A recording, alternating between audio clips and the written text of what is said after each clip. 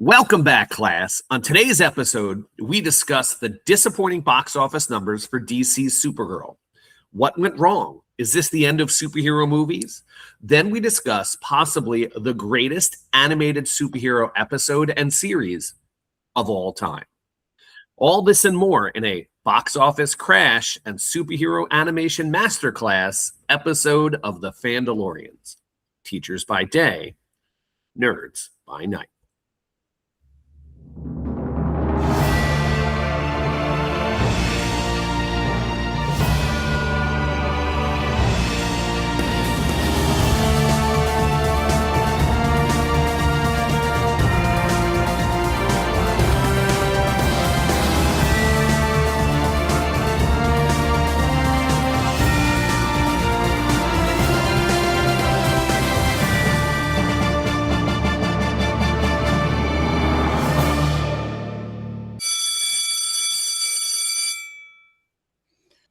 That's the bell. Class is in session. My name is Mr. Richardson, fourth grade teacher, and the man who butchers all names. Co-teaching with me, Mr. McDonald, high school social studies teacher, and the man who's constantly interrupting. And together we are the Fandalorians, teachers by day, nerds by night. Mr. G's on special assignment. He's currently time traveling in the year 1974 to make sure his parents meet. You got to make sure you do that. Well, and if he's not here next episode, that tells me he failed. Yeah. Or we'll have someone we don't know. It's like a red who became the third person. I'm like, why are you? Oh my God, we should totally just get some rando guy in for the third episode, as the third man in the episode, right? And just never mention it again. Act like he's always been here. Change the logos. It'll be fun. You know, like Steven said last episode. All right, number one pop culture podcast for public school teachers. Latest entertainment news, reviews, and debates. Couple topics to hit today. All with a fun teacher twist. Good trash talking, fun stuff, blah, blah, blah, blah, blah. Fandalorians mailbag at gmail.com. You can no longer. Did you just yada yada our whole introduction? Yeah, I just yada yada it. That's all right. Okay. That's okay. No one's listening. No one listens to this part, so it doesn't matter. Fandalorians mailbag at gmail.com. You can text us at a random number that isn't there now because I have to reset that up. So that's just not now. I gotta reset. Your homework assignment is to find it from a previous episode. Yeah, we have to figure it out. Ask Steven about it. All right, before we get into it, a couple things to get to real fast. It's time for the morning announcements. Fandalorian fans, won't you lend me an ear? I hope this podcast sound is crystal clear. Now listen up, people, I got something to say. These are the morning announcements for today. Okay, McDonald, first we need to do is jump into this. The box office autopsy of Supergirl.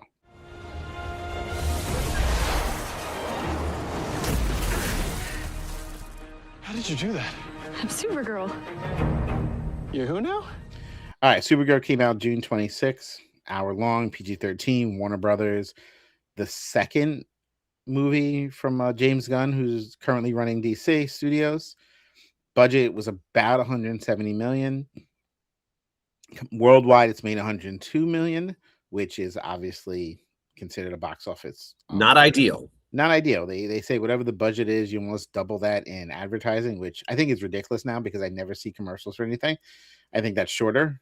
Well, you talked about it last episode when you and Charlie were talking about Masters of the Universe, where if you don't watch live sports, that's really the only time you see commercials now.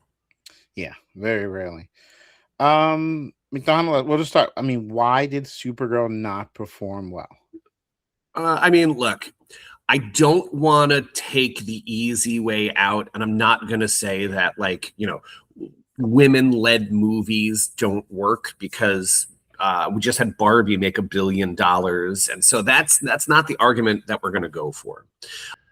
I'm a little shocked at just how little people saw it overseas. This is one of the few movies that the domestic return was higher than overseas. It only made like $43 million overseas. Yeah. So that one is problematic. Maybe you know, a lot of the times if a movie doesn't get released in China, it's not going to make a ton of money. But look, it's also up against Toy Story 5, which is crushing it. It's up against Minions, which is crushing it. And I think the biggest fault of this movie is that it's not a true 4-quadrant movie. And that's what you need to be a $1 billion movie. It's got to be young men, young women, older men, and older women. And just not hitting all 4. In my opinion, the biggest miss on this is the fact that, well, I'll start with what you said before about, superhero stuff. And I think superhero fatigue is just an overdone thing that they use all the time. It's just like, no, listen, I have superhero fatigue. I'm tired of people using this as an excuse. It's not it's just an excuse, because what happens was Deadpool comes out, there's no superhero fatigue, and then a bomb happens, there's superhero fatigue. Then Superman comes out, which made like almost well over 700 and then some. Yeah, no superhero fatigue. Fantastic Four, no superhero fatigue. Not a lot of money, but definitely doubled its budget and then some, like 600. Well, what's the next superhero movie coming out, Mr. Richardson? Yeah, Spider-Man, and that's Spider-Man, and then they're gonna be like, "Oh, superhero fatigue is done." Yeah, Spider-Man's tracking for 1.5 billion, so we can't. Easy, it's not that easy. So, the biggest thing is James Gunn just went off the rails with his movies. People want Justice League and the main characters they know now, especially at the end of the superhero thing that's been going on since 2006. Like, we did Superman. You know what you need to do? You need to do Batman. You need to do Wonder Woman, and then maybe get to the Justice League. And then when you build up the equity, let's experiment with Peacemaker, even though I like Peacemaker, Clayface, Supergirl. Well, Mr. Richardson, this would be like if Kevin Feige made Iron Man and then made a Rocket Raccoon movie. It does, and Iron Man was tough because no one had seen it, but luckily they were first. Like, no one, Iron Man wasn't that big when he started, but again, he was first out the gate with these movies, and then they made the franchise, and it was like all new and fresh. But Marvel did it smart. They went with the well-known characters that were available to them. Starting with Supergirl. Supergirl's a really, really, really deep cut. I've said after they did Superman, like, why would you do Supergirl? We just did Superman. What's the take that's really going to hook people? They should have went. So instead of building towards Justice League, which would have printed money, if a Batman and Robin movie just came out, I guarantee would have made a ton of money in between the Minions and Toy Story 5. Yeah, Toy Story 5. And what do we got coming up? The Green Lantern TV show on HBO Max, and then they have Clayface coming out in the fall. And after they want to do the Authority. I'll bet you Clayface will make money because it only has a tiny little budget. Yeah, but it's not building the whole studio, which is what he should have done. Yeah, again, my opinion. I think that you should have went Batman and Robin this summer. And you can't have the Robert Pattinson Batman and another Batman. They don't know what to do with that. And the problem is that serious Pattinson Batman is so good that they're going to keep making those. But it is, if they were smart, they would just call that an Elseworlds or something like that. Well, but the smarter movie, even if you want to keep it because it's making money, that movie, Batman 2, is supposed to come out next summer. This was the summer to do your universe Batman, because now you're at least 2 to 3 years behind of when you could do it. You can't put this universe's Batman in the same summer of Batman 2. You know what I mean? You can't. Yeah, so that means now it's window you could have just plugged it in. Yeah, now you're pushing it back even further. It was a mistake. No one came to see it. I hear there's a lot of trouble. They're not going to Comic-Con and doing Hall H. He released a statement saying it costs so much money to set up Hall H that we can just post a picture online. It'll be fine. Yeah, okay, we've paid that for years. You know what it means? You have nothing. You don't want to answer the questions. And meanwhile, Marvel's taken over all of Hall H because they know. So, they made a mistake. I don't know. We'll see how this turns out. Yeah, well, I'll tell you what. The summer of Marvel is dead on because it started out the gate with X-Men 97. Before we get into that, McDonald, can you tell us how we can support the show? Well, Richardson, there's many ways that listeners can support the show. They can grab some merch. You can go up to TeePublic. You can see the link in our bio, and you can get T-shirts. You can get koozies. You can get sweatshirts. You can get hats, whatever is available. All the proceeds go to Laney's Legacy of Hope, helping families facing pediatric cancer. 100% of our cut goes to the cause. That's Laney'sLegacyofHope.org. Comics fans If you're on Long Island like us, you can visit Red Shirt Comics in downtown Port Jefferson. This is the official comic shop of the Fandalorians. And if you're not local, you can support your hometown shop. If you want to check them out online, that's redshirtcomics.com. And lastly, Kanopy King Party Rentals. It is graduation season, Mr. Richardson. And if you have a backyard bash, a graduation, a wedding, a sweet 16, you name it, they've got it. Custom vibes, stress-free setup, and bouncy castles galore. You can rule the party with Kanopy King. Previously on X-Men. Season 2 dropped of X-Men 97, but just to give you a little background knowledge of that, X-Men 97 is a continuation of the animated series. The original animated series came out in 92 to 97. Series picks up right where the show left off with Professor X gone and X-Men moving forward. It wasn't a reboot. It's just basically like season 6 of the original show. We reviewed the first season last year. They pick up with Magneto running the team.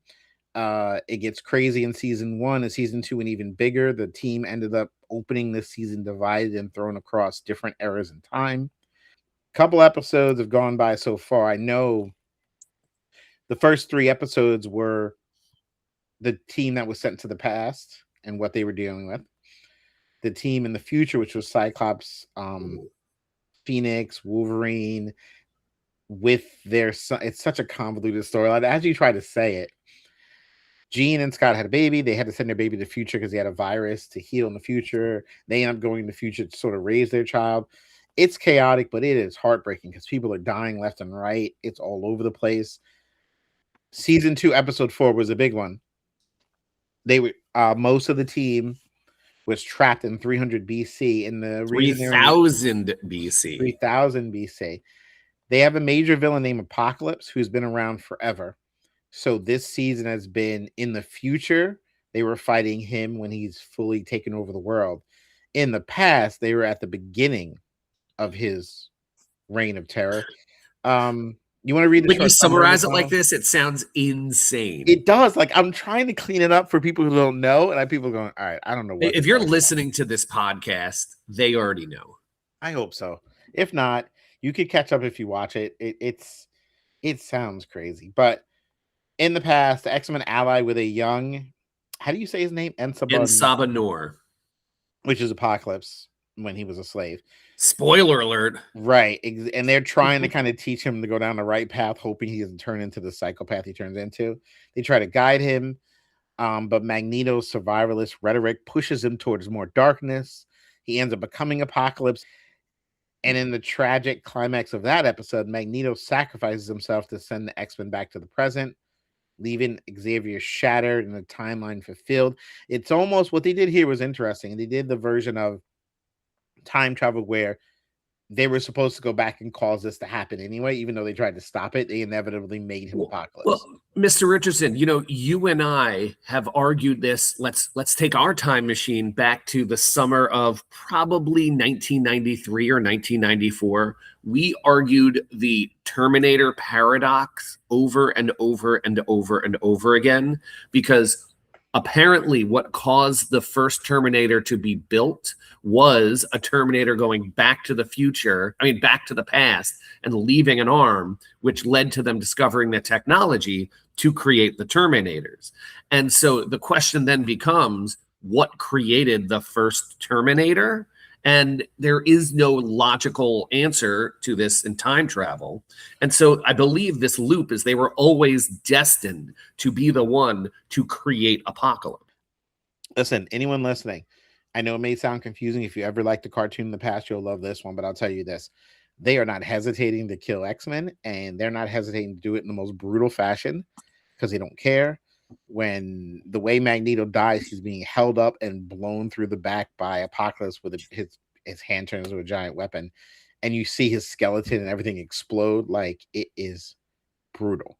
It just, you watch every episode, McDonald, it's almost like watching Game of Thrones. I'm on the edge of my seat because I feel like anyone could die at any moment. Well, what I thought was very smart is they know that the primary audience of this show was watching this show in 1997, which means they are 29 years older than they were at that point. So you're talking about people in their mid to late 40s, early 50s at this point. And so it is an animated show, but it is no longer a children's show. It is for that audience. It is for that crowd. And what I will say is what Mr. Richardson said is very, very true. It is very serious with deaths, but it is not graphic at all. No. I thought that animation of Magneto being killed was just a really, really interesting way to do it, because they showed like his body glow, and then you watched the reflection from Charles Xavier's eyes of him actually being killed. It was gorgeous. It was beautiful. Here's the thing, though.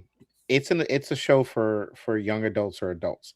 There are no jokes, man. There's no pluckiness. There's no Jubilee may say something, and honestly, in the episode she was in, she said nothing. No one's cracking banter. I'm going to give them credit for, what was it? It was episode 2. I really enjoyed episode 2 this year, the Jubilee episode, because I remember watching the original animated series, and you're like, Jubilee's powers are terrible. I know. And then finally you got to watch her in a fight scene, and you're like, oh, I take that back. That's really, really cool. When John Wick with these guys, like real fast. Yeah. We're teasing Onslaught. My least favorite in the comics, what happened was when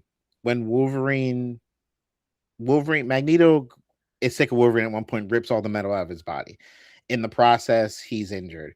Professor X takes that personal and like brain blasts Magneto so strong that part of Magneto's darkness infects his body, turning him into a character called Onslaught, which is basically Professor X's power. It's like a living embodiment of evil inside his bed. It's very heady type stuff. Yeah, but it's half Magneto, half Xavier. Yeah, it's crazy. It's again, once again, McDonald, like you said, saying this stuff out loud is wild, and I don't even know how to oversimplify it. But that villain was deadly. That villain was out of control. And is that where it's going? Because we've seen Professor X traumatized multiple times because his ego, he thinks he can do it right, and he's wrong a lot. He's wrong a lot. And is that where they're going? Hold on. You keep saying how Xavier is wrong. And I'm going to push back a little bit, because you, like myself, are a teacher. And I don't know about you, but I like to talk to my students who are nearly adults at this point, juniors and seniors. And I'm like, listen, you're messing up. This is the way to do it. You should do it this way. And that's essentially what Xavier is trying to do with everybody. And everyone's like, no, I'm going to do it my own way. Yeah, but he should have. Bishop was getting them the bail, and he wouldn't leave because he was trying to turn the Apocalypse thing around. And everyone's saying, no, we got to go. Like, you're not changing anything. And he didn't listen. I think that's part of the problem. You know, you probably have a teacher like this, or you might even be the teacher like this, that we have in our school. We're such a big school that we're all supposed to be on the same unit at the same time. Not necessarily the same lesson, but we all have to be like relatively close. And so I just remember it's laughable because we talk about it. And so they're of like the 10 US history teachers. We'd have 9 teachers who are up to the Civil War. And we had one teacher who's like, well, I'm still in the War 1812. But I think Xavier is like that, because he's like, I know what's best for my kids. And he's like, I know what's best. I'm not going to take anybody else's advice. I'm going to do it my way. And almost everybody who does that, they choke on their own hubris, so to speak, where they're like, yeah, I probably should have listened. So I'm hoping that they go back to the future. I'm hoping Professor X goes from being the restorative justice guy, we're going to do this, to more of a, where Dr. King to Malcolm X, when Professor X died, Magneto was willing to relive the dream that way. I'm not saying that extreme, but I'm saying he's got to be shook up from this. You can't go back. We already know Rogue's broken. You can't, and Wolverine doesn't have his claw. Things are different. He can't go back to the future and be like, yeah, well, I don't know. No, that sacrifice needs to mean something. with Xavier change. I see the cartoons where they're wearing different costumes. Maybe they go a different route with it. We'll see. Well, I mean, there's one thing that this show does is it does show consequences for everything that happened. You know, when someone died in, you know, oh, you already said it, right? When Gambit died in season 1, it really meant something. And guess what? He's still dead. Yeah. And, you know, and it's like Magneto, he'll probably stay dead for a good long time. Will he stay dead forever? Nobody stays dead in comics, but that's the idea. I do like the way that they are taking story arcs and really, I don't want to say condensing them, but they are moving through these. But it works though. They're not condensed enough where you lose it, like what they're doing with the Avatar thing. Yeah, it's just so well paced. McDonald, I don't know about you, but when is the last time, and if you're not doing this like I'm doing it, that's fine. When's the last time you've been in the zone of must-see TV? Because Wednesday I woke up going, I want to see X-Men 97. Sunday with the House of the Dragon, I want to see this show when it drops at 9:30, 10. And you have to and see I didn't want to miss it. And not even because I'm worried about being spoiled, just that I want more story. It's almost Sunday. I can't remember having 2 shows that were immediate drops. Are you immediate watching these on the day they come out? Oh yeah. Well, actually, no. House of the Dragon. Normally, I'm at like baseball or whatever. So yeah, I know because you're busy. But if you're, I will catch it on Monday morning. But So you know what it reminds me of? Do you remember going to the comic book store, Mr. Richardson? Like our good friends at Red Shirt Comic. You get your comic pulls. For those who don't know, is you subscribe to like monthly comics and they're put aside for you. So you go and you get them, and the first thing you do is kind of rank them in order of which is the ones you have to read. Yeah. And so what you're saying is X-Men 97 is the top, and then House of Dragon is a close second. I mean, they're both top. They just don't come out the same day. It's like going to the comic shop on Wednesday and Sunday. Yeah. It's just that good. We haven't had this in a while. I know Charlie's missing out on it, but I have never had like must-watch stuff in a while. Well, I'm thinking about it right now. Like, what are they doing? And then for both these things, I didn't read the books for Lord House of the Dragon. I did not. No clue. And I know enough X-Men lore, but I still don't know where this is going because Magneto never died this way. That's what I'm shocking. That's what I was so super impressed about is, you know, I know 60 years of X-Men stories and X-Men lore. And you're like, I see where they're going with this. This is the first time. See, even Yogi agrees. Yeah. This is the first time that I'm like, I don't know what's going to happen. And I'm so excited about it. Very excited about it. All right. That's the podcast for today. So a couple of things you're noticing. 1, we're going to try and stick to the weekly drop. 2, we're going to short and more concise episodes. We got guests coming up. Those will be a little bit longer. We're going to be, McDonald, we're going to be doing more work with the Unfiltered Studios because they're trying to network people to guest star and stuff again the summer of, which is fine because I like doing that. Hey, I want to guest star on other people's podcasts. You know why? It's so much less work. Because then I don't have to do any work. No, just show up. I'm you gonna let just them show know up, in the email, drop a couple jokes, and then you leave. Yeah, like promo. Ready? I want to be like the Flava Flav to somebody's Chuck D, where you just in the background and go, yeah, boy. Yeah. All right, we're doing all like that Little stuff. John and drop, what? Yeah, I appreciate your knowledge of this stuff. It makes me happy. It really does. All right, so we're gonna be doing all that. We're gonna stay on time. We're gonna stay on key. We're gonna keep having fun. For Mr. McDonald, for Mr. G, who is still back in time somewhere. We'll see how this turns out for him. You'll have to stay tuned to the next episode. It's someone named Charlotte. It's a girl now. Like, oh, he messed up the timeline. Wait, we should really have a mess with the timeline and just have 3 completely new people. Yeah, right. He destroyed everything. New name of the podcast. No, same name of the podcast. Just 3 brand new people. We're doing a lot right now. All right, for Mr. McDonald, for myself, and Mr. G, who's back in the past somewhere. Thanks for listening. Join us next time on the Fandalorians, Teachers by Day, Nerds by Night.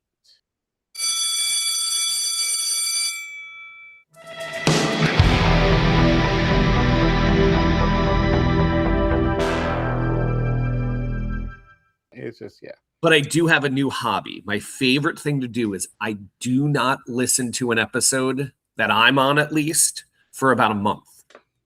Yeah. because I don't like to remember what I say. No, I get caught off guard, and I'm between Charlie and I editing it, sometimes I'll hear it twice, but then once it's out, I won't listen for a while. Right. Then when I go back to it, you'll say something and he'll say something like, "Oh my God, please say this," and then sometimes I'm happy I said it because I'm thinking what I would say, and then my voice says it. But sometimes the Jimmy from 2 months ago stupid doesn't say the right thing. I say the same thing. I'm like, oh my God, I could have said blank. Oh my God. And then as I'm writing into the show, listen, I'll listen to the episode. You're critiquing myself. Richardson again with Pat stupid from take. Long Island. I have a question about. Oh my God! Wait, we absolutely should take one episode to do that, even if we have to